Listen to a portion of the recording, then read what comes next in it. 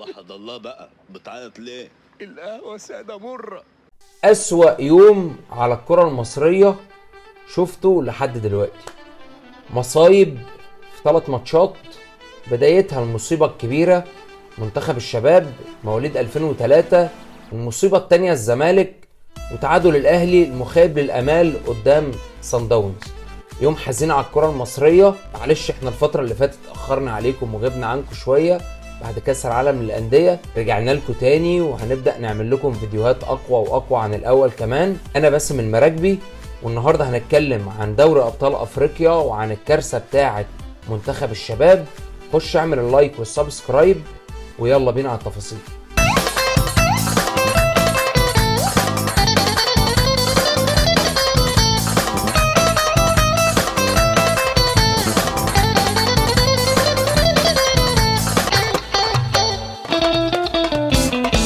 في فضيحة في استاد القاهرة، منتخب الشباب مواليد 2003 يودع بطولة الأمم الأفريقية اللي مصر منظماها. عملوا فضيحة النهاردة والحمد لله، واتغلب 4-0 من السنغال، وقبلها ماتش 1-0 لنيجيريا، والتعادل مع موزمبيق. طبعا عايزين يسقف لهم والله العظيم.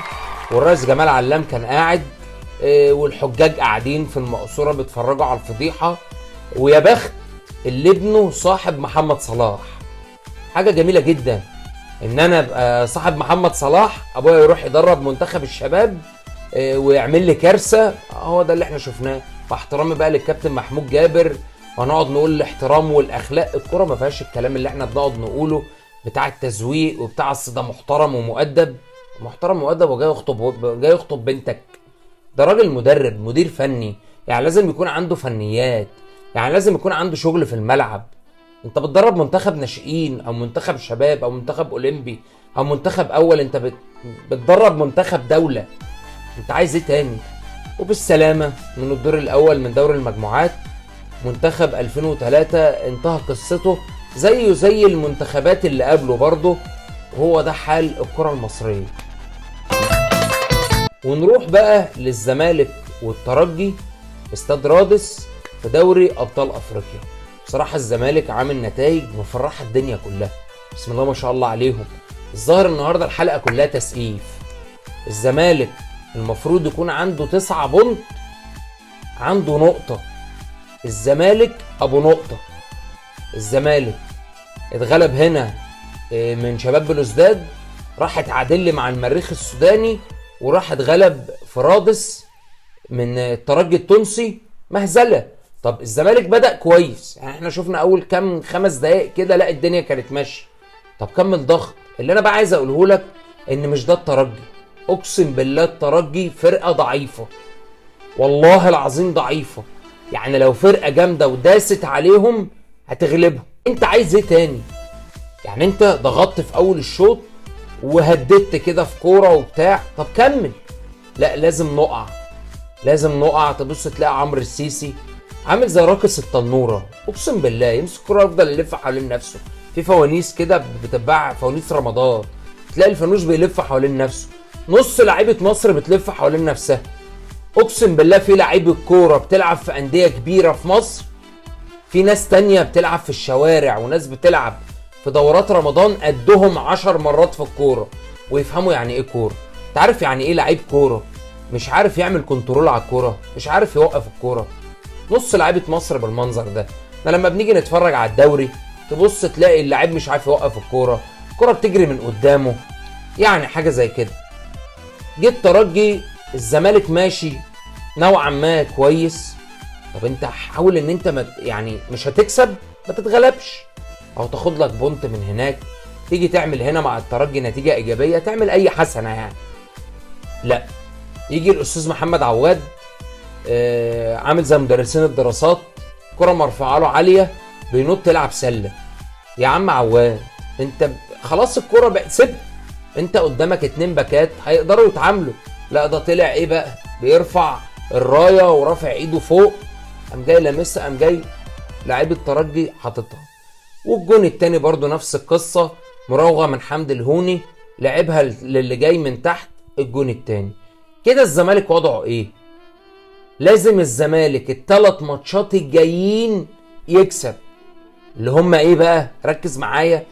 عندك الترجي هنا في مصر، عندك المريخ هنا في مصر، وعندك شباب بلوزداد في الجزائر. تفتكروا الزمالك ممكن يصعد في المجموعة دي؟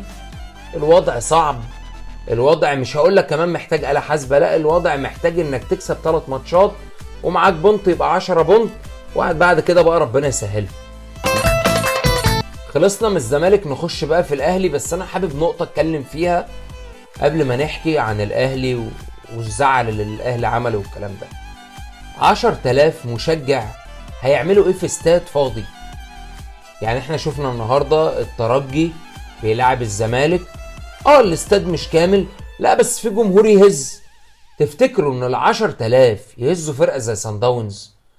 ال10,000 مثلا اللي هيخشوا للزمالك قدام ماتش الترجي الجاي، تفتكر ان هم هيهزوا الترجي؟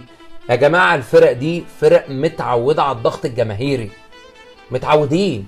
فانت لما تدخل الوداد والفرق دي الاستادات بتبقى كامل العدد، مفيش شبر في الاستاد. طب احنا ليه حالنا لحد دلوقتي ماشي كده؟ ما احنا كده مظلومين. هتقول لي انت بتجيب حجه مثلا لوجود الجمهور ومش الجمهور. وجود الجمهور كامل في الاستاد لا بيعمل هزه، بيعمل هزه لاي فرقه. النهارده لو الفرقه نازله بتسخن هتلاعب اهلي او زمالك في الاستاد، شايف الاستاد كومبليت قدام متقفل، هو بيبقى عنده رهبه من جواه، مرعوب من المنظر اللي هو شايفه. انما مش شايف كراسي فاضيه، شويه جمهور متكومين ورا الجون هنا ولا ورا الجون هنا، قاعدين يا عيني ينبحوا في صوتهم. الاستاد مثلا يبقى بياخد 80,000 مش تلاقي في 10، زي البيت المهجور، بيت فيلا كامله ما فيهاش غير فردين، لو اتكلموا الصوت يقعد يرن كده وخلاص. يا ريت بجد الاهلي والزمالك والفرق اللي بتلعب في المسابقات الافريقيه، ويا ريت الدوري يخش بقى فيه جماهير والدنيا تبقى عاديه، احنا عايشين حياه عاديه يعني، في وجود بقى تذكرتي وكل واحد معاه الفان اي دي يعني انت عامل كنترول على كل حاجه. الشخص اللي يعمل اي حاجه خارجه انت من حقك تقطع رقبته ويبقى هو اللي جابه لنفسه. غير كده الشخص الملتزم على عيننا وعلى راسنا. فدي حاجه بس انا حبيت اتكلم فيها. خش بقى على الاهلي. الاهلي جاي من هزيمه من السودان، كان بيلعب الهلال، كان ماتش كله تجاوزات وكله حوارات وقصص. لقوا كمان طالعين بتوع اداره الهلال يقول لك احنا عايزين ننقل ماتش الاهلي المصري في ملعب محايد. طريق السلام انت. ده ممكن يا معلم خيرك سالم. تشكر. ها؟ طريق السلام انت. سلام. بس يا حبيبي انتوا دخلتوا جمهور والمفروض اصلا ما كانش يخش جمهور، ففي عقوبات بقى وفي كلام ان بعد كده الهلال مش هيلعب بجماهيره خالص على ملعبه، هيتحرم ومش هيتحرم. خلينا في ماتشنا. لعبنا سان داونز اللي انا عايز اقول لك ان هو من افضل الفرق الافريقيه اللي بتعرف تلعب كوره على الارض، تحركات، ناس بتلعب كوره كويسه جدا، لياقه بدنيه عاليه. هم نازلين الماتش عارفين هم عايزين ايه. طيب احنا الماتشات اللي فاتت والايام اللي فاتت كنا بنشيد بكولر، لا انت النهارده يا كولر ما عرفتش تدير الماتش صح. الناس كلها عماله بتتكلم على نص الملعب بتاع الاهلي اللي فيه ديانج اللي مرهق جدا جدا جدا ومحتاج يرتاح شويه. مروان عطيه بسم الله ما شاء الله اللعيب ده عامل يعني رتمه بيعلى ماتش عن ماتش وعامل شغل عالي قوي. طب نيجي بقى لقفشه. قفشه اللي علامه استفهام كبيره جدا في وجوده لحد دلوقتي اساسا في الملعب، في وجود القندوسي. النادي الاهلي تعاقد مع احمد القندوسي وجاب لعيب محترف ولعيب 10/10 ولعيب كوره، يعني لعيب بيلعب مركز 10 يعرف يوزع لك لعب ومهاري ورجليه حلوه على الجون وكل حاجه. ليه بنحس بنقص في نص الملعب مع ان هم في 3؟ يعني في مروان عطيه وفي ديانج وفي الاخ مجدي قفشه اللي لحد دلوقتي انا يعني مش عارف، انا مش عارف. في الهجوم تايه، تجيله كوره معرفش ايه اللي بيجراله. احلى حاجه بقى يقوم جايب جون يجري للجمهور، حقكم على راسي، حقكم مش عارف ايه والكلام اللي بيحصل ده.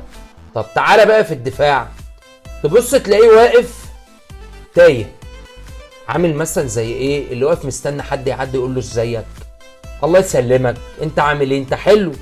مش بيضيع والله بيضيع. يعني الاتنين لعيبه تلاقيهم مطحونين النهارده مروان عطيه بينزل وتاكلينج ويشيل ويقطع ويمين وشمال، وديانج رغم هبوط مستواه نفس القصه، وده مش موجود. طيب كده الاهلي بيلعب ناقص يا عم كولر. قفشه محتاج يقعد دكه. انا عندي لعيب زي القندوسي لازم يبدا يشترك اساسي وش، وده يريح بقى شويه، ونشوف بقى العك اللي بيحصل ورا في خط الظهر ده بقى عشان ايه مش عاجبني. ليه الموضوع بتاع العجن اللي بيحصل ورا؟ نيجي للجون الاول تبص تلاقي لعيب من صن داونز بيجري بالكوره، لعيبه كلها راحت مفيش حد وراهم في الحته بتاعت ال 18 فضيت. كرة من الجامعة ملعوبه بالعرض، علي معلول اتاخر سنه، نزل عمل تاكلينج ما لحقش الكوره، قام جايب الجون الاول. ربنا كرمنا واتعادلنا. جينا بقى الحوار ضربه الجزاء. كولر طلع قال لك قفشه ضيع قبل كده وعلي معلول اتحفظ فضيع قبل كده. فانا قلت لمحمد هاني، محمد هاني كان بيشوط في التدريب كويس قوي، فجه النهارده وقام جاي مضيع ضربه الجزاء. النادي الاهلي، حجم النادي الاهلي ولاعيبه الاهلي، مفيش لاعب يعرف يشوط ضربه جزاء. طب علي معلول ماشي هنقول انه اتحفظ بيشوط شمال بيشوط. انت يا عم علي معلول لو شوط مره شمال مره في النص مره يمين مره فوق انت خلاص حيرت الجول، انما انت غالبا ثابت في حته معينه. فضاعت ضربه الجزاء. ربنا كرمنا وتقدمنا بحسين الشحات اللي عامل مستوى اكتر من رائع، ودايما بيبقى عامل مستوى عالي جدا وهو من ضمن اللعيبه اللي بتتبدل مش عارف ليه. وبعد ما بيطلع فعلا الاهلي بيفقد كتير جدا من خطورته على الجول. جت كوره هوب طخ في العارضه، اتزحلق محمد عبد المنعم، هوب جون التعادل. خسرت نقطتين 2 غاليين. النهارده انت كان في جيبك يبقى 3 بونت تخش بيهم وتنافس. طب ايه المطلوب بقى من اللي جاي؟ سيبك من ماتش القطن والكلام دوت، وانا ما بستسهلش ماتش على فكره. ممكن الفرقه اللي الناس كلها عماله بتقول ده الاهلي يكسب القطن هنا وهناك، رغم ان القطن الكاميروني مغلوب من الدنيا كلها. طب خلاص اديك هتعمل اللي عليك ماتش في التاني، الفرصه لسه موجوده. بس والنبي يا كولر ريح قفشه شويه، جرب تريحه كده احنا عشان حتى احنا نرتاح، لان ده بيعلي ضغطي. بقول لك بيقف لا يضغط جامد ويجي في الدفاع تبص تلاقي اللعيبه بتدافع وهو واقف مستني تاكس، مستني اتوبيس يعدي، مسافر راح مؤتمر، مش شاغل باله باي حاجه. يا ريت يبقى في جديه شويه، في قوه شويه، الاداء يبقى احسن من كده شويه. اداء الشوط الثاني كان حلو بالمناسبه، بس في شويه مشاكل دفاعيه، مشاكل بدنيه. لاحظنا ان الاهلي بيحصل له هبوط في المستوى البدني، فدي لازم تتحل. وبالمناسبه حاجه اخيره كده، حبس رئيس نادي الزمالك مرتضى منصور شهر في قضيته مع سب وقصف الخطيب والكلام ده كله. اللواء علاء مقلد بقى هو رئيس نادي الزمالك. هنشوف الفتره الجايه الدنيا ده يحصل فيها ايه، ويا ريت حال الكره المصريه يتعدل.